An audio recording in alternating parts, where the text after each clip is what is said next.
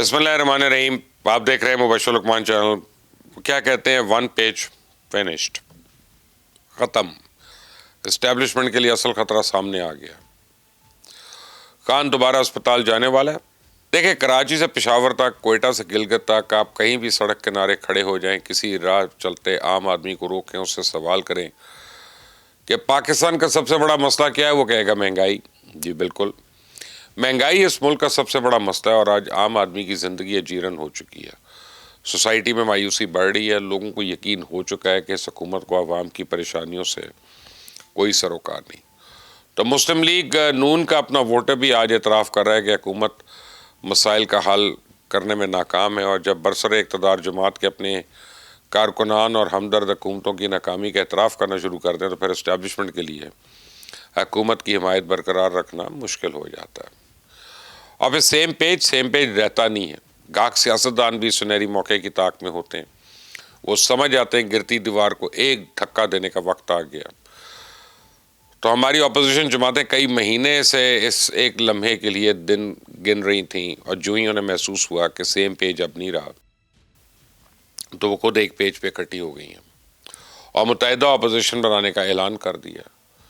تو مولانا فضل الرحمان نے جس روز اس متحدہ الائنس کا اعلان کیا, تو میں ذاتی طور پہ بڑا خوش تھا کہ اب شہباز شریف کی حکومت ذرا کو پریشر میں آئے گی, عوام کو حقیقی ریلیف فراہم کرنے کی کوشش کرے گی. تو میرے اندر ایک امید تھی کہ شاید اب پیٹرول کی قیمت گرے گی, شاید اب لوڈ شیڈنگ کے خاتمے پہ توجہ دی جائے گی, شاید اس قوم کی بجلی کے بھاری بلوں سے نجات ہو جائے گی. گمان تھا نا کہ اگر حکومت کا ہاتھ عوام کی نفس پہ نہیں تو کیا ہوا, کم از کم اپوزیشن جماعتیں تو عام آدمی کے دکھ درد کو سمجھیں گی نا, اور عوام کو اس مہنگائی سے نجات دلانے کے لیے سڑکوں پہ نکلیں گی. لیکن افسوس, یہ خوش گمانی آج ختم ہو گئی.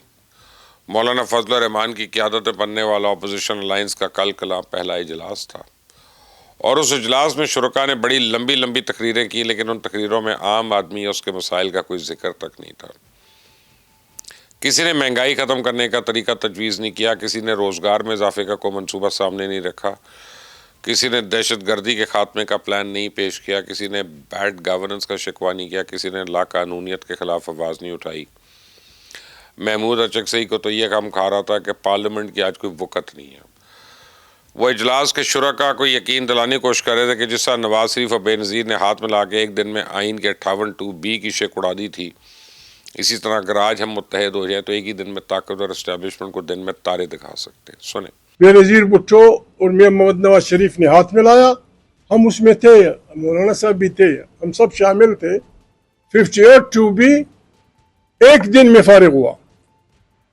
صبح نیشنل اسمبلی نے ہاتھ اٹھایا, اسمبلی 58(2)(b) ختم. شام کو سینیٹ نے ہاتھ اٹھایا. میں آپ کو یقین دلانا چاہتا ہوں, مولانا صاحب ہمت کریں گے اور یقیناً کریں گے. علامہ صاحب, یہ انشاءاللہ یہ پارلیمنٹ اگر ہم اپنے قدم احتیاط سے اور جمہوری انداز سے اٹھائیں, یہ پارلیمنٹ انشاءاللہ ایک دن یہاں بیٹھ کے یہ جو ہوا بھر دی گئی ہے بعض قوتوں میں, ایک دن میں اپنے ووٹ سے ان کی ہوا نکالی جا سکتی ہے, ایک دن میں. سنا آپ نے, قوم مہنگائی کے عذاب پہ جھگڑی ہوئی ہے. قومی اسمبلی میں اپوزیشن لیڈر کی نظر سب سے بڑا مسئلہ مہنگائی, کرپشن, دہشت گردی یا بیڈ گورننس نہیں, بلکہ اسٹیبلشمنٹ کا حد سے زیادہ طاقتور ہونا. تو مجھے تو سمجھ نہیں آ رہی کہ کیا پیٹرول کی قیمتیں کم کرانا فوج کا کام ہے, کیا لوڈ شیڈنگ کی ذمہ داری اعلیٰ عدلیہ کے ذمہ ہے. ایک منتخب رکن اسمبلی کو مہنگائی کے خاتمے کی قرارداد پیش کرنے کے لیے کیا کسی بیوروکریٹ سے اجازت لینی ہے؟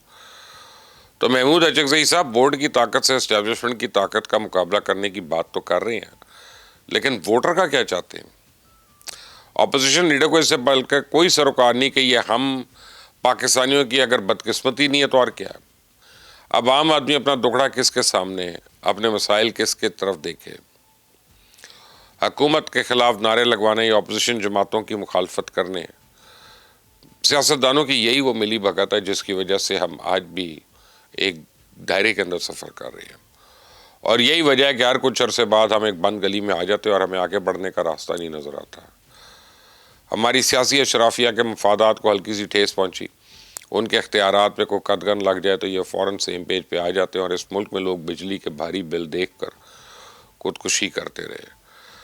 تب تو کسی جوائنٹ اپوزیشن بنانے کا خیال نہیں آیا۔ ادویات کی قلت اور لوڈ شیڈنگ کے باعث درجنوں مریض ہسپتالوں میں مر گئے، لیکن ہماری اپوزیشن نے کبھی ان پہ کوئی احتجاج نہیں کیا۔ جو ہی 28ویں ترمیم کی تجویز سامنے آتی، نئے انتظامی یونٹس کی بحث شروع ہو جاتی ہے، تو وہ سیاسی جماعتیں جو کل تک ایک دوسرے کی شکل دیکھنے کی روادار نہیں تھی، وہ بھی ایک پیج پر آ گئی۔ یعنی ہماری سیاسی تاریخ میں بدترین حریفوں کا سیم پیج پر آنا کوئی انہونی نہیں ہے۔ جس طرح آج J U I, Peoples Party اور P T I same page پر نظر آ رہے ہیں، ماضی میں میثاق جمہوریت کے نام پہ یہی نواز شریف اور محترمہ بے نظیر بھٹو بھی کر چکے ہیں۔ لیکن کیا اس میثاق جمہوریت نے قوم کو کچھ دیا؟ عام آدمی کو کیا ریلیف دیا؟ اس معاہدے کی بدولت کیا ملک میں روزگار بڑھا؟ کیا مہنگائی میں کمی آئی؟ کیا گڈ گورننس آئی؟ کیا عوام کے مسائل میں کوئی کمی واقع ہوئی؟ بالکل نہیں۔ ہاں، بطور جماعت پیپلز پارٹی اور مسلم لیگ نون کو میثاق جمہوریت سے ضرور فائدہ ہوا۔ 2007 سے آج تک سندھ میں پیپلز پارٹی کی حکومت ہے اور اسی میثاق جمہوریت کی بدولت قائم ہے۔ اس معاہدے کی وجہ سے محترمہ بے نظیر بھٹو کی جلا وطنی ختم ہوئی، اس معاہدے کی وجہ سے شریف خاندان کی وطن واپسی ممکن ہوئی، اور نواز شریف تیسری باری وزیر اعظم بنے۔ اور اسی میثاق جمہوریت کی آڑ میں شہباز شریف پہلے مینار پاکستان کے سائے تلے پنکھیاں جلتے رہے، اور جو ہی نواز شریف نے اقتدار میں آئے تو انہوں نے نئے سرے سے قوم کو آئی پی پیز کے آگے گروی رکھ دیا۔ ہماری سیاسی جماعتوں کا المیہ ہے کہ اپنا اختیار اور اقتدار بچانے کے لیے فوراً سیم پیج پر آ جاتی ہیں، لیکن جو ہی یہ سیم پیج ان کے اقتدار یا اختیار میں رکاوٹ کھڑی کرنے شروع کرتا ہے تو اپنے ہاتھوں سے اس سیم پیج کو پھاڑ دیتی ہیں۔ یاد ہوگا آپ کو کہ وکلا تحریکوں کے زمانے میں نواز شریف اور آصف علی زرداری نے ایک معاہدہ مری کیا تھا، جس میں وعدہ کیا گیا کہ اقتدار میں آتے ہی جسٹس افتخار چودھری سمیت اعلیٰ عدلیہ کے تمام ججز کو بحال کر دیا جائے گا، لیکن زرداری صاحب نے جو ہی حلف اٹھایا وہ مری معاہدہ بھول گئے۔ کہنے لگے یہ تو سیاسی معاہدہ تھا، کوئی قرآن و حدیث تھوڑی تھی۔ پھر میمو گیٹ آیا، نواز شریف بھی کالا کوٹ پہن کے عدالت میں چلے گئے۔ ان سے پہلے کاف لیگ کے دور میں بھی ایک این آر او ہوا تھا، اس این آر او کے تحت تمام سیاسی مقدمے ختم کر دیے گئے، لیکن ایم کیو ایم کے مخصوص لوگوں کو فوجداری مقدمات میں بھی ریلیف ملا۔ ایک معروف سیاستدان نے معاہدے کو سریعاً خلاف ورزی پہ توجہ دلائی تو چودھری شجاعت نے کہا رات گئی، صرف ایک جملہ کہا اور بات ٹل گئی، انہوں نے کہا مٹی پاؤ۔ تو میں آپ کو بتاؤں جس طرح میثاق جمہوریت اور مشرف کا این آر او رات گئی بات گئی کی زندہ مثال بنا، یہی انجام حالیہ متحدہ اپوزیشن الائنس کا بھی ہوگا۔ ہر جماعت اپنی مار پہ ہے۔ پی ٹی آئی کے سربراہ بیرسٹر گور نے تو واضح کر دیا ہے کہ ہم یہ اتحاد اب صرف پارلیمنٹ تک محدود ہے۔ تو مجھے تو پہلے دن سے یقین تھا کہ پی ٹی آئی صرف عمران خان کو ریلیف دلانے کے لیے اس اپوزیشن اتحاد میں شامل ہوئی ہے، اور جو ہی ان کے مقاصد پورے ہوئے تو یہ اتحاد بھی ماضی کے اتحادوں کے اور معاہدوں کی طرح بیٹھ جائے گا۔ علی امین گنڈا پور نے کل اپنے ایک انٹرویو میں ایک بات کی تصدیق کی ہے۔ انہوں نے مولانا فضل الرحمان کی شمولیت پہ عدم اعتماد کر دیا۔ علی امین گنڈا پور کا دعویٰ ہے کہ اسٹیبلشمنٹ کے اگر کوئی اصل خطرہ تھا تو وہ میں تھا، یعنی مولانا فضل الرحمان تو اپنا مفاد حاصل کریں گے اور ماضی کی طرح ہمیں پھر بے یار و مددگار چھوڑ جائیں گے۔ سنیں ذرا۔ لوگوں نے اس بات کا کمپیریزن تو کیا کہ علی امین کے ٹائم میں کیا ہو رہا تھا، اب کیا ہو رہا ہے۔ علی امین کے ٹائم میں تحریک کہاں پہ تھی، اب کہاں پہ ہے۔ علی امین کے ٹائم میں صوبے کے فائنینشیل حالات کیا تھے، اب چیک کر لیں اب کہاں پہ ہے۔ جس وہم میں آج علی امین گنڈا پور مبتلا ہیں، ماضی میں ہر نامور سیاستدان اس وہم کا شکار رہا۔ نواز شریف کو بھی زوم تھا کہ وہ اسٹیبلشمنٹ کے لیے اصل خطرہ وہی ہے۔ صدر آصف علی زرداری اور مولانا فضل الرحمان بھی یہی دعویٰ کرتے ہیں کہ عمران خان نے تو اس زوم میں تو 9 مئی کر دیا، لیکن انجام آپ میری بات لکھ لیں، حکومت اور اسٹیبلشمنٹ تو ابھی ایک پیج پہ ہے، کمپنی یہی چلے گی، لیکن اپوزیشن جماعتوں کا یہ سیم پیج شاید آپ کو عنقریب نظر نہ آئے۔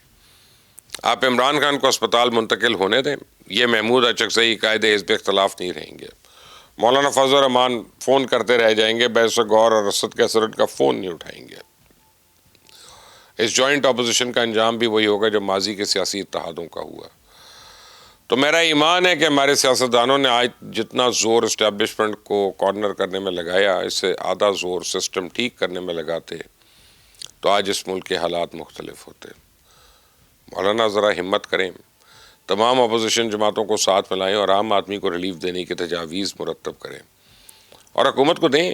میں دیکھتا ہوں کہ لوگ آپ کی کال پہ کیسے باہر نہیں آئیں گے؟ لیکن یہ ہوگا نہیں، یہ اکٹھے تو ہوں گے پارلیمنٹ کی مضبوطی کے نام پہ، لیکن جب طاقتوروں کے ساتھ مذاکرات کریں گے تو وہاں پارلیمنٹ کی مضبوطی کی کوئی بات نہیں ہوگی، وہاں صرف اپنی بات ہوگی، اپنی سیاسی حیثیت سے زیادہ حصہ طلب کیا جائے گا، اپنے مفادات کا رونا رویا جائے گا، بھاؤ بھید ہوگا، ہر کوئی اپنا حصہ لے کر چلتا بنے گا، اب باہر نکلتے ہی پھر سے اپنی بے اختیاری کا رونا شروع کرے گا۔ پتہ نہیں عام آدمی کی بات کون کرے گا، پتہ نہیں کون اس ملک کے غریب کو ریلیف دلائے گا۔ پاکستان کی سیاسی جماعتوں میں کم از کم مجھے تو کوئی ایسا شخص نہیں نظر آیا جسے عام آدمی کے دکھ درد کا کوئی احساس ہو، جس میں کچھ کر گزرنے کا جذبہ موجود ہو۔ اگر آپ میں سے کوئی ایسے شخص کو جانتا ہے تو مجھے ضرور بتائیے گا، کامنٹس میں ہی بتا دیں کم از کم۔ اس چینل کو سبسکرائب کرنا مت بھولیے گا، بیل آئیکن کو پریس کریں۔ اللہ حافظ۔